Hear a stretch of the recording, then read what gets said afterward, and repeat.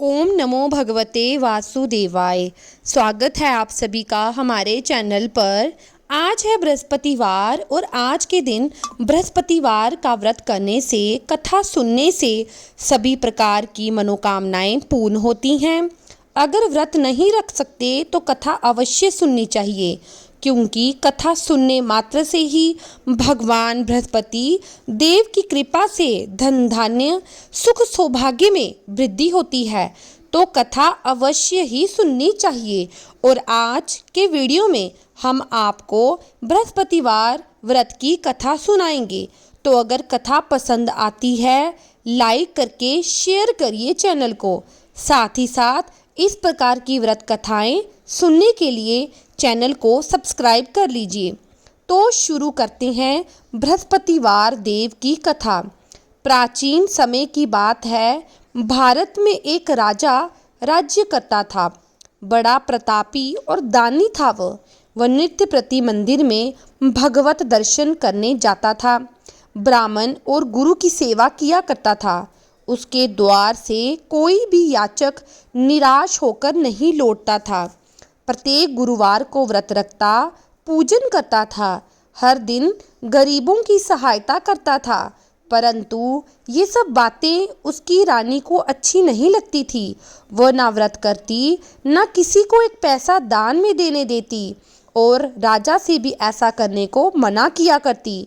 एक समय की बात है, राजा शिकार खेलने जंगल को चला गया। घर पर रानी और दासी थी। उस समय गुरु बृहस्पति साधु का रूप धारण करके राजा के दरवाजे पर भिक्षा मांगने आए। साधु ने रानी से भिक्षा मांगी तो वो कहने लगी, हे साधु महाराज, मैं इस दान पुण्य से तंग आ गई हूँ। इस कार्य के लिए तो मेरे पतिदेव बहुत हैं। अब आप ऐसी कृपा करें कि सारा धन नष्ट हो जाए और मैं आराम से रह सकूं। साधु रूपी बृहस्पति देव ने कहा, देवी तुम तो बड़ी विचित्र हो। संतान और धन से कोई दुखी नहीं होता, इसको सभी चाहते हैं। पापी भी पुत्र और धन की इच्छा करता है। अगर तुम्हारे पास धन अधिक है तो भूखे मनुष्यों को भोजन कराओ, प्याऊ लगवाओ, ब्राह्मणों को दान दो, धर्मशालाएं बनवाओ, कुआं, तालाब, बावड़ी, बाग बगीचों आदि का निर्माण करवाओ, निर्धनों की कुंवारी कन्याओं का विवाह कराओ, साथ ही यज्ञ आदि करो। इस प्रकार के कर्मों से आपके कुल का और आपका नाम परलोक में सार्थक होगा और स्वर्ग की प्राप्ति होगी। परंतु रानी साधु के इन बातों से खुश नहीं हुई। उसने कहा, हे साधु महाराज, मुझे ऐसे धन की आवश्यकता नहीं जिसको मैं अन्य लोगों को दान दूं और जिसको रखने और संभालने में ही मेरा सारा समय नष्ट हो जाए। साधु ने कहा, देवी यदि तुम्हारी ऐसी इच्छा है तो जैसे मैं तुम्हें बताता हूँ तुम वैसे ही करना। बृहस्पतिवार के दिन घर को गोबर से लीपना, अपने केशों को पीली मिट्टी से धोना, केशों को धोते समय स्नान करना, राजा से कहना वह हजामत करवाए, भोजन में मांस मदिरा खाना, कपड़ा धोबी के यहाँ धुलने डालना। इस प्रकार 7 बृहस्पतिवार करने से तुम्हारा सारा धन नष्ट हो जाएगा। ऐसा कहकर साधु महाराज रूपी बृहस्पति देव अंतर्ध्यान हो गए। रानी ने साधु के कहने के अनुसार 7 बृहस्पतिवार वैसा ही करने का विचार किया। साधु के बताए अनुसार करते हुए केवल 3 बृहस्पतिवार ही बीते थे कि उनकी सारी धन संपत्ति नष्ट हो गई। भोजन के लिए दोनों समय परिवार तरसने लगा, संसारिक भोगों से दुखी रहने लगा। तब वह राजा रानी से कहने लगा, हे रानी तुम यहाँ पर रहो, मैं दूसरे देश में जाता हूँ, क्योंकि यहाँ पर मुझे सभी मनुष्य जानते हैं, इसलिए यहाँ पर मैं कोई कार्य नहीं कर सकता। ऐसा कहकर राजा परदेश चला गया। वहाँ जंगल से लकड़ी काट कर लाता, शहर में बेचता। इस तरह जीवन व्यतीत करने लगा। एक समय रानी और दासी को वहाँ पर 7 दिन भुना भोजन के व्यतीत हो गए थे, क्योंकि राजा जब से चला गया था। राजा के बिना रानी और दासी दुखी रहने लगी थी। तो रानी ने अपनी एक दिन दासी से कहा, दासी यहाँ पास के नगर में मेरी बहन रहती है, वे बहुत धनवान है, तुम उसके पास जाओ और वहाँ से 5 शेर भेजर मांग कर ले आ, जिससे कुछ समय के लिए गुजर हो जाएगी। दासी रानी की बहन के पास गई। रानी की बहन उस समय पूजा कर रही थी। बृहस्पतिवार का दिन था। दासी ने रानी की बहन से कहा, रानी जी, मुझे आपकी बहन ने भेजा है, मुझे 5 शेर भेजर दे दो। दासी ने ये बात अनेक बार कही, परंतु रानी की बहन ने कोई उत्तर नहीं दिया, क्योंकि वह उस समय बृहस्पतिवार की कथा सुन रही थी। जब दासी को रानी की बहन से कोई उत्तर नहीं मिला तो वो बहुत दुखी हुई और उसे बहुत क्रोध आया। वह लौटकर रानी से बोली, रानी, आपकी बहन तो बहुत ही धनी स्त्री है, छोटे लोगों से तो बात नहीं करती। मैंने उससे कहा तो उसने मुझे कोई उत्तर नहीं दिया। मैं वापस चली आई। रानी बोली, दासी, इसमें उसका कोई दोष नहीं है। जब बुरे दिन आते हैं तब कोई सहारा नहीं देता। अच्छे बुरे का पता विपत्ति में ही लगता है। अब तो जो ईश्वर की इच्छा होगी वही होगा। ये सब तो हमारे भाग्य का दोष है। उधर रानी की बहन ने सोचा कि मेरी बहन की दासी आई थी, परंतु मैं उससे नहीं बोली, इससे वो बहुत दुखी और आहत हुई होगी। कथा सुनकर विष्णु भगवान का पूजन समाप्त करके वह अपनी बहन के घर आई और कहने लगी, बहन, मैं बृहस्पतिवार का व्रत कर रही थी, तुम्हारी दासी आई, परंतु जब तक कथा होती है तब तक न उठते हैं न बोलते हैं, इसलिए मैं नहीं बोली। कहो दासी, क्यों गई थी? तो रानी बोली, बहन, हमारे घर पर अनाज नहीं था। वैसे तुमसे कोई बात छुपी नहीं है, इस कारण मैंने दासी को तुम्हारे पास 5 शेर भेजर लेने के लिए भेजा था। रानी की बहन बोली, बहन देखो, बृहस्पति भगवान सबकी मनोकामनाएं पूरी करते हैं, शायद तुम्हारे घर में अनाज रखा हो। ऐसा सुनकर दासी घर के अंदर गई तो वहाँ पर उसे एक बड़ा घड़ा भेजर का भरा मिल गया। पहले उसे बड़ी हैरानी हुई, क्योंकि उसने एक एक बर्तन देख लिया था। उसने बाहर आकर रानी को बताया। दासी अपनी रानी से कहने लगी, रानी देखो, वैसे जब हमको अन्न नहीं मिलता तो हम रोज ही व्रत करते हैं। अगर इनसे व्रत की विधि और कथा पूछ ली जाए तो उसे हम भी किया करेंगे। दासी के कहने पर रानी ने अपनी बहन से बृहस्पतिवार व्रत के बारे में पूछा तो उसकी बहन ने बताया, बृहस्पतिवार के व्रत में चने की दाल और मुनक्का से विष्णु भगवान का केले की जड़ में पूजन करें और दीपक जलाएं, पीला भोजन करें तथा कथा सुनें। इस प्रकार करने से गुरु भगवान प्रसन्न होते हैं, अन्न, पुत्र, धन देते हैं और सारी मनोकामनाएं पूर्ण करते हैं।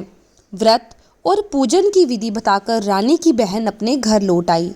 रानी और दासी दोनों ने निश्चय किया कि बृहस्पति देव भगवान का पूजन अवश्य करेंगे। 7 रोज बाद जब बृहस्पतिवार आया तो उन्होंने व्रत रखा। गुड़साल में जाकर चना और गुड़ लाई और उसकी दाल से केले की जड़ तथा विष्णु भगवान का पूजन किया। अब पीला भोजन कहाँ से आए? दोनों बड़ी दुखी हुई, परंतु उन्होंने व्रत किया था, इस कारण बृहस्पति भगवान प्रसन्न थे। एक साधारण व्यक्ति के रूप में वे 2 थालों में सुंदर पीला भोजन लेकर आए और दासी को देकर बोले, दासी, ये भोजन तुम्हारे और रानी के लिए है, तुम दोनों भोजन करना।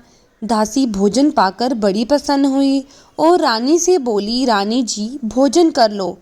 रानी को भोजन आने के बारे में कुछ पता नहीं था, इसलिए वह दासी से बोली, जा तू ही भोजन कर, क्योंकि तू हमारी व्यर्थ में हंसी उड़ाती है।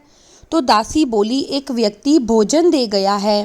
रानी कहने लगी, वो भोजन तेरे लिए दे गया होगा, तो तू ही भोजन कर। दासी ने कहा, वो व्यक्ति हम दोनों के लिए 2 थालों में भोजन परोस गया है, इसलिए मैं और आप दोनों साथ में भोजन करेंगे। दोनों ने गुरु भगवान को नमस्कार करके भोजन शुरू किया। उसके बाद से वे प्रत्येक बृहस्पतिवार को गुरु भगवान का व्रत पूजन करती। बृहस्पति भगवान की कृपा से उनके पास बहुत धन हो गया, परंतु रानी पहले की तरह आलस करने लगी। जब दासी बोली, देखो रानी, तुम पहले भी इस प्रकार आलस करती थी तो तुम्हें धन रखने में कष्ट होता था, इसी कारण तुम्हारा धन नष्ट हो गया। अब गुरु भगवान की कृपा से जब हमें फिर से धन मिला है तो तुम्हें फिर आलस क्यों होता है?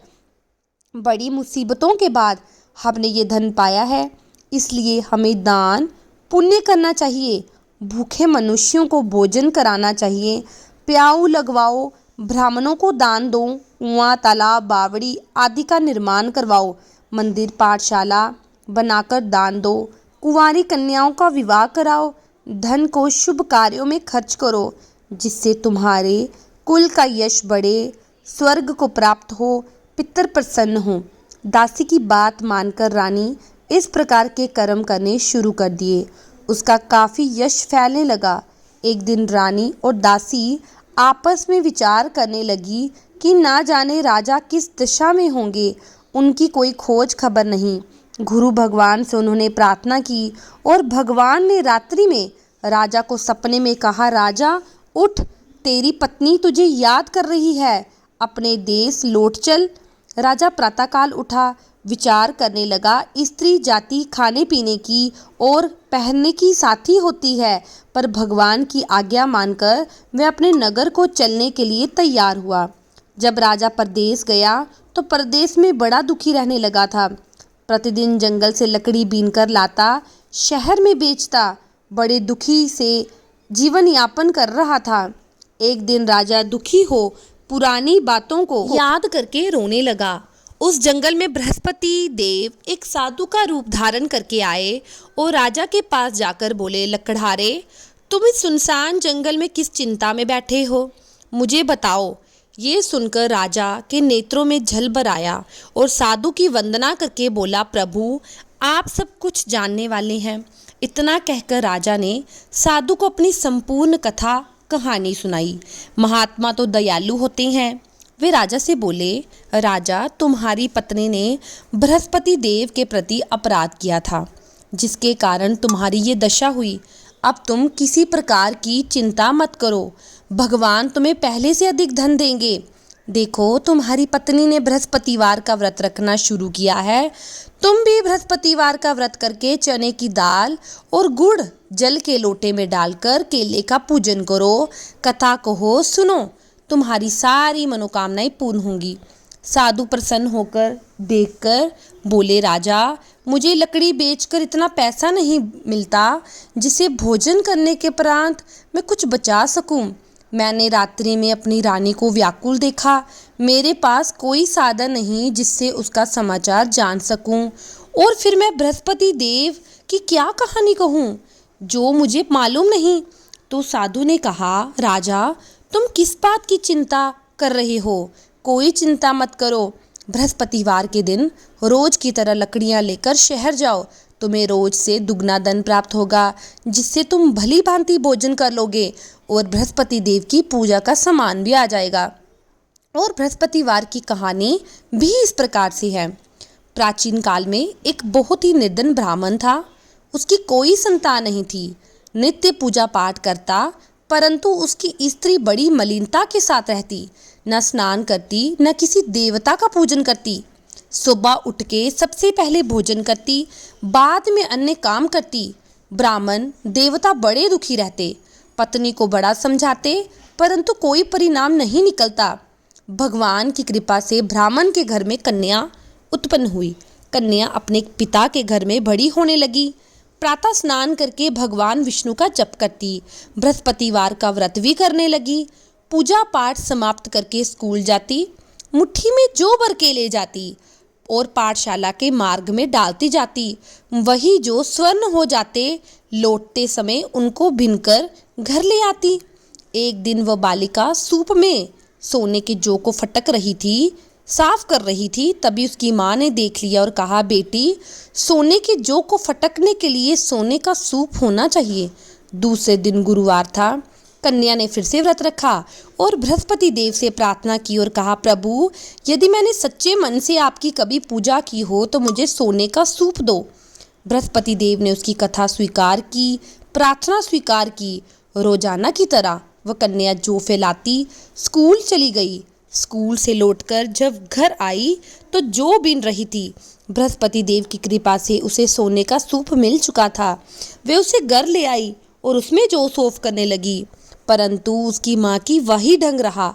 एक दिन की बात है, वह कन्या सोने के सूप में जो साफ कर रही थी, उस समय उस नगर का राजकुमार वहां से होकर निकला। इस कन्या के रूप और कार्य को देखकर उस पर मोहित हो गया और राजमहल में आकर भोजन तथा जल त्याग कर उदास होकर लौट गया।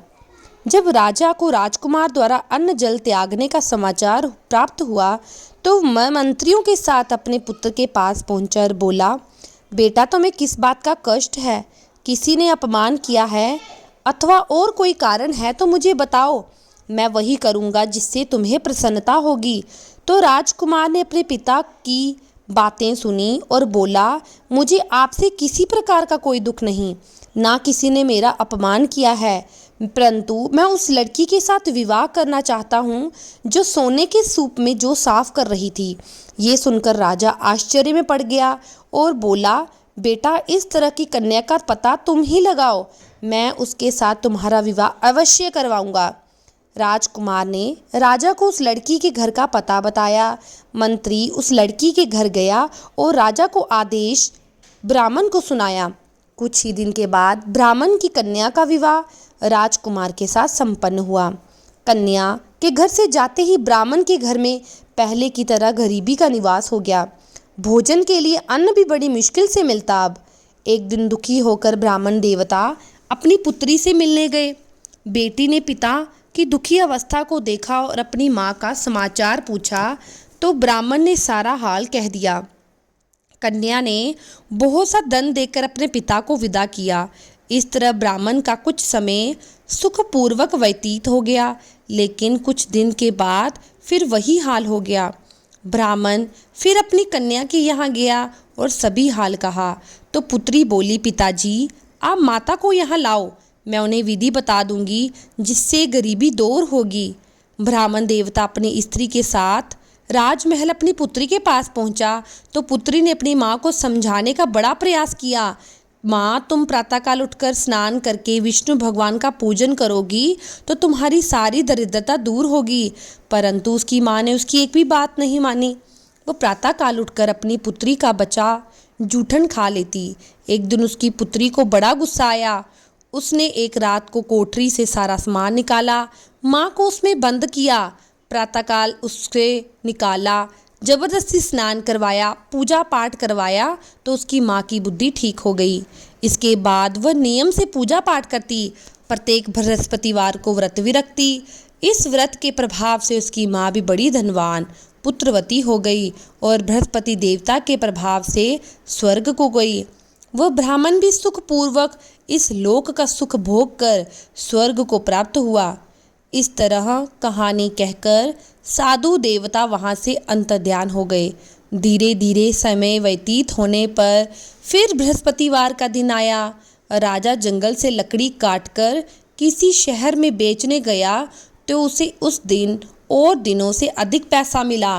राजा ने चना, गुड़ आदि लाकर बृहस्पतिवार का व्रत किया। उस दिन से उसके सारे कलेश दूर हो गए। परंतु जब अगला गुरुवार आया तो वह बृहस्पतिवार का व्रत करना भूल गया। इस कारण बृहस्पति भगवान नाराज हो गए। उस दिन उस नगर के राजा ने विशाल यज्ञ का आयोजन किया तथा अपने समस्त राज्य में घोषणा करवा दी कि कोई भी मनुष्य अपने घर में भोजन ना बनाए, आग ना जलाए। समस्त जनता मेरे यहाँ भोजन करने आए और उस आज्ञा को जो नहीं मानेगा उसको फांसी की सजा दी जाएगी। राजा की आज्ञा के अनुसार राज्य के सभी वासी राजा के भोज में सम्मिलित हुए, लेकिन लकड़हारा कुछ देर से पहुंचा, इसलिए राजा उसको अपने साथ महल ले गया। जब राजा लकड़हारे को भोजन करा रहे थे तो रानी की दृष्टि उस खूंटी पर पड़ी जिस पर उसका हार लटका था।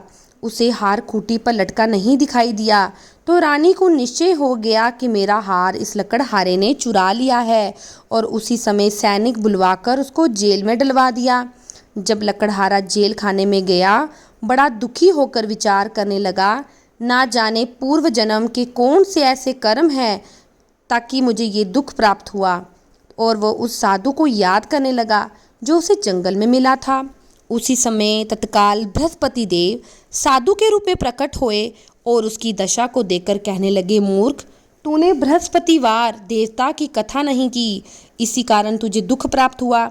चिंता मत कर, बृहस्पतिवार के दिन जेल खाने के दरवाजे पर 4 पैसे पड़े मिलेंगे। तू उनसे बृहस्पति देव की पूजा करना, तेरे सारे कष्ट दूर होंगे। अगले बृहस्पतिवार उसे जेल के द्वार पर 4 पैसे मिले। राजा ने पूजा का सामान मंगवाकर कथा कही, प्रसाद बांटा।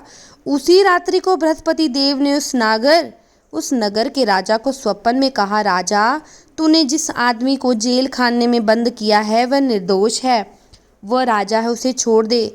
रानी का हार उसी खूंटी पर मिलेगा। अगर तू ऐसा नहीं करेगा तो तेरे राज्य को नष्ट कर दूंगा। राजा प्रातःकाल उठा, खूंटी पर हार टंगा देकर लकड़हारे को बुलाकर क्षमा मांगी। राजा के योग्य सुंदर वस्त्र आभूषण भेंट करके विदा किया। गुरुदेव की आज्ञा के अनुसार राजा अपने नगर को चला गया। राजा जब अपने नगर के निकट पहुंचा, उसे बड़ा आश्चर्य हुआ, क्योंकि नगर में पहले से अधिक बाग, तालाब, कुएं, बड़ी सी धर्मशालाएं बनी हुई थी। राजा ने पूछा, किसका भाग और धर्मशालाएं हैं? तब नगर के सब लोग कहने लगे, ये सब रानी और दासी ने बनवाए हैं। तो राजा को आश्चर्य हुआ और गुस्सा भी आया।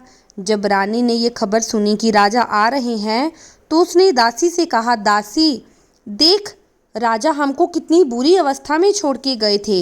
हमारी ऐसी हालत देखकर लौट ना आए, इसलिए तू दरवाजे पर खड़ी हो जा। रानी की आज्ञा के अनुसार दासी दरवाजे पर खड़ी हो गई। तब राजा आए, वो उन्हें महल में ले गई।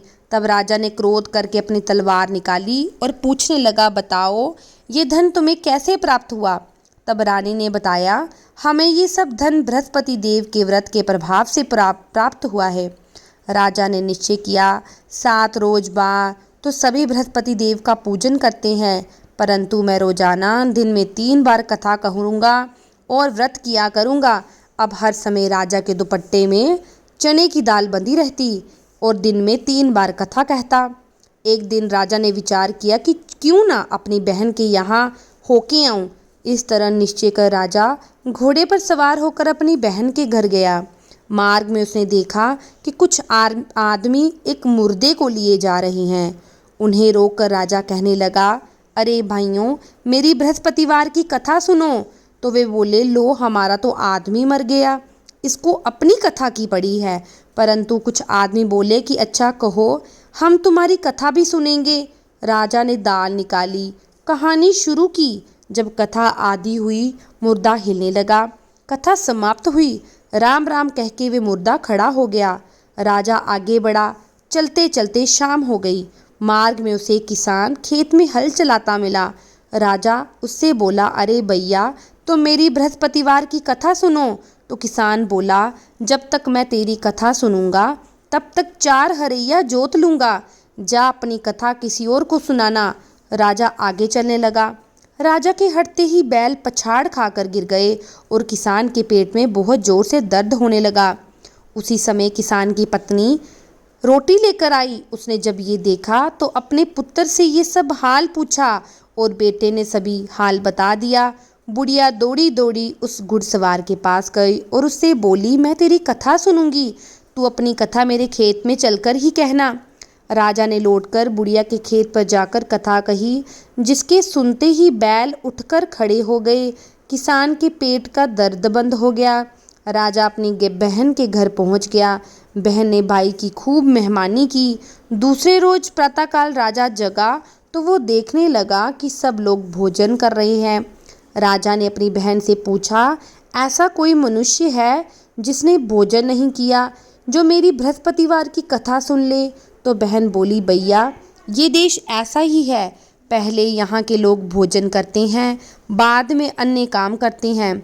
अगर पड़ोस में कोई हो तो मैं देख कर आती हूँ। ऐसा कहकर बहन देखने चली गई, परंतु उसे ऐसा कोई व्यक्ति नहीं मिला जिसे भोजन नहीं किया हो। अंत में वह एक कुम्हार के घर गई जिसका लड़का बीमार था। उसे मालूम हुआ उनके यहाँ 2 दिन से उसने खाना नहीं खाया। रानी ने अपनी भाई की कथा सुनने के लिए कुम्हार से कहा और कुम्हार तैयार हो गया। राजा ने जाकर बृहस्पतिवार की कथा कही, जिसको सुनकर उसका लड़का ठीक हो गया। अब राजा की प्रशंसा होने लगी। एक दिन राजा ने अपनी बहन से कहा कि बहन, हम अपने घर को जाएंगे, तुम तैयार हो जाओ। तो राजा की बहन ने अपनी सास से अपने भाई के साथ जाने की आज्ञा मांगी। तो सास बोली, चली जा, परंतु लड़कों को मत ले जाना, क्योंकि तेरे भाई को तो कोई संतान नहीं। बहन ने भाई से कहा, भैया मैं चलूंगी, पर बालक नहीं जाएंगे। राजा ने कहा, जब कोई बालक ही नहीं जाएगा तो तुम क्या करोगी? बड़े दुखी मन से राजा अपने नगर को लौटा। राजा ने अपनी रानी से कहा, हम निर्वंशी राजा हैं, हमारा मुंह देखने का भी धर्म नहीं, और बिना भोजन आदि किए शैया पर लेट गया। रानी बोली, हे प्रभु बृहस्पति देव, हमें सब कुछ दिया आपने, तो आप हमें संतान भी अवश्य देंगे। उसी रात को बृहस्पति देव ने राजा को स्वप्ने में कहा, राजा उठ, सोच त्याग दे, तेरी रानी के घर खुशखबरी जरूर मिलेगी। और 9वें महीने रानी ने एक सुंदर पुत्र को जन्म दिया। तब राजा बोले, हे रानी, स्त्री बिना भोजन के रह सकती है, परंतु बिना कहे नहीं रह सकती। जब मेरी बहन आए तो तुम उससे कुछ मत कहना। तो रानी ने सुनकर हाँ कर दी। जब राजा की बहन ने ये शुभ समाचार सुना, बड़ी खुश हुई और बधाई लेकर अपने भाई की। तभी रानी ने कहा, घोड़ा चढ़ाकर नहीं आई, गधा चढ़ी आई। तो राजा की बहन बोली, भाभी, मैं इस प्रकार ना कहती तो तुम्हें औलाद कैसे मिलती? बृहस्पति देव ऐसे ही हैं, जैसी जिसके मन में कामना है सभी को पूर्ण करते हैं। जो सद्भावना पूर्वक बृहस्पतिवार का व्रत करता है, कथा पढ़ता है अथवा सुनता है, दूसरों को सुनाता है, बृहस्पति देव उसकी सभी मनोकामनाएं पूर्ण करते हैं। बृहस्पति देव उनकी सदैव रक्षा करते हैं।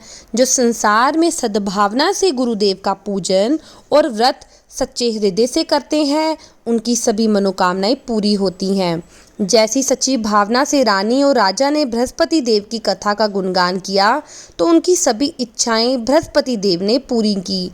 इसलिए सबको कथा सुनने के बाद प्रसाद लेकर जाना चाहिए और हृदय से उनका मनन करते हुए जयकारा बोलना चाहिए।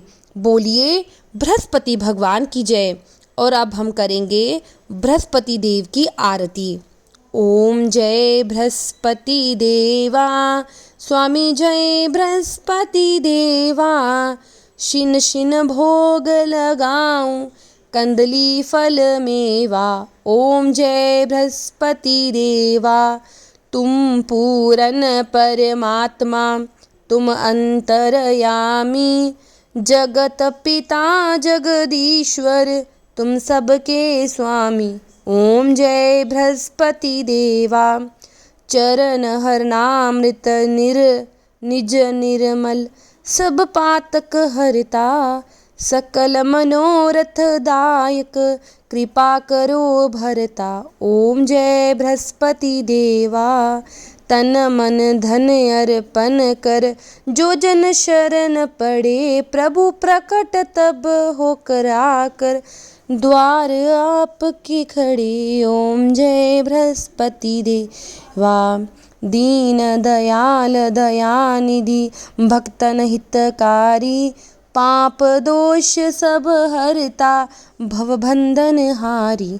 ओम जय बृहस्पति देवा, सब संशय हारो। विषय विकार मिटाओ, संतन सुखकारी तुम। जय बृहस्पति देवा। ओम जय बृहस्पति देवा। जो कोई आरती प्रभु की प्रेम सहित गावे। जेठानंद कर सोए, निश्चय करे पावे। ओम जय बृहस्पति देवा। बोलिए विष्णु भगवान की जय। अगर आपको वीडियो पसंद आई है तो चैनल को लाइक शेयर सब्सक्राइब करना ना भूलें और कमेंट सेक्शन में ओम नमो भगवते वासुदेवाय अवश्य लिखें।